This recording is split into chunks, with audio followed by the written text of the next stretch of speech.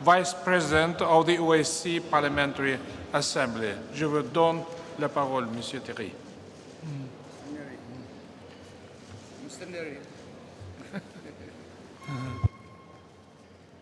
Je vous donne la parole.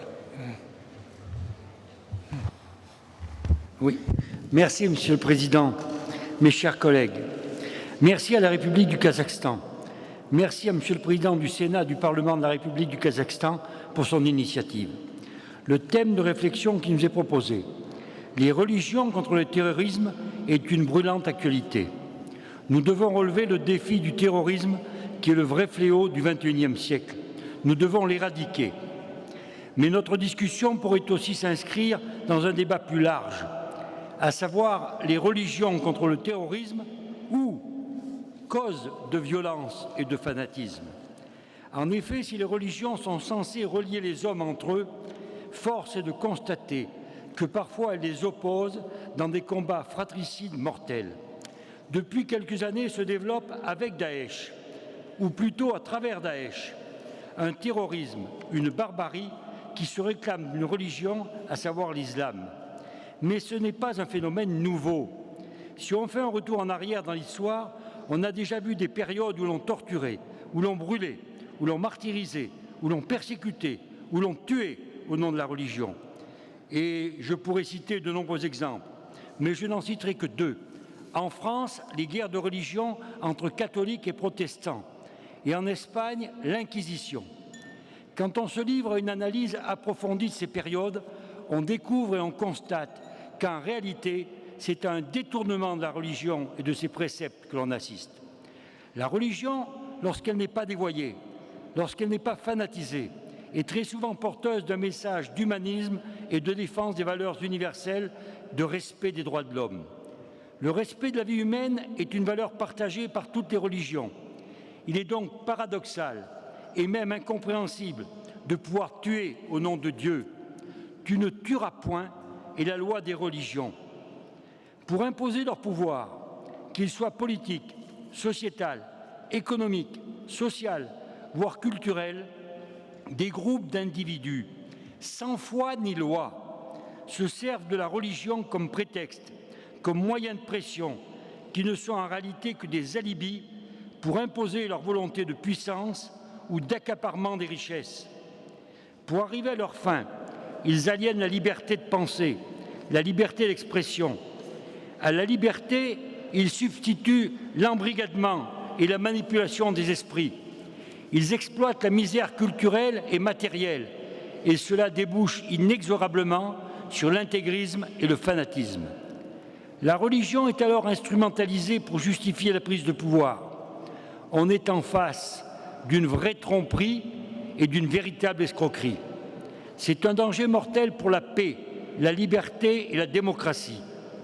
Le fondamentalisme religieux n'est en rien la religion. Il ne faut jamais confondre fanatisme et intégrisme avec religion. Ce terrible constat doit nous conduire à faire des propositions pour que les religions deviennent actrices du rapprochement des hommes et non de leur division, pouvant conduire à l'extermination de ceux qui ne pensent pas comme vous. Devant ce triste constat, comment faire pour sortir de ce dramatique et tragique engrenage? Nous devons faire cohabiter les croyances et les convictions religieuses, philosophiques ou politiques, sans fanatisme, dans le respect mutuel et avec une large ouverture d'esprit. Cela commence par le dialogue. Nous avons le devoir de garantir toutes les libertés, et en particulier la liberté de conscience. Par liberté de conscience, j'entends la liberté de penser, la liberté d'opinion, la liberté de croyance, la liberté de pratiquer une religion ou de n'en pratiquer aucune, la liberté d'être croyant ou de ne pas croire. Il faut garantir la liberté d'expression et le respect des convictions intimes de tous les citoyens afin d'éviter que la religion puisse s'ériger entre contre-pouvoirs de l'État et dicter ses lois. À ceux qui pourraient penser que ces propositions relèvent de l'utopie, je donnerai l'exemple de la résistance française pendant la Deuxième Guerre mondiale. Dans le souci du bien commun et pour anéantir la barbarie et la dictature nazie, la résistance française a su réunir et unir ceux qui croyaient au ciel et ceux qui n'y croyaient pas. Être unis, ce n'est pas être uniforme, mais s'enrichir de ces différences. Pour rétablir la République, la démocratie et la liberté, les résistants français affirment la laïcité de la République qui figure dans l'article 1 de notre Constitution. Nous devons inscrire nos actions dans cette ligne. Il est urgent d'agir. Les paroles ne suffisent plus. La laïcité, ce n'est pas une opinion, mais la possibilité d'en avoir une. La laïcité, ce n'est pas la neutralité, c'est un combat permanent pour la tolérance et le respect de l'autre. Si les religions acceptent de se respecter entre elles, si les religions acceptent de respecter ceux qui ne croient pas, si les religions savent porter un message d'humanisme et de tolérance, si les religions font leur la phrase de Voltaire « Je ne pense pas comme vous, mais je me battrai pour que vous ayez la liberté d'exprimer votre pensée », si les religions font leur les mots d'Albert Camus, prix Nobel de littérature, qui déclarait « Si j'avais à écrire un livre de morale, il aurait 100 pages et 99 seraient blanches.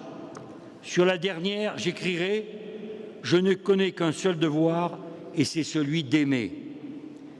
Et si vous le permettez, j'ajouterai le devoir de respecter pour vivre dans la dignité, la paix et le progrès, la liberté, l'égalité et la fraternité.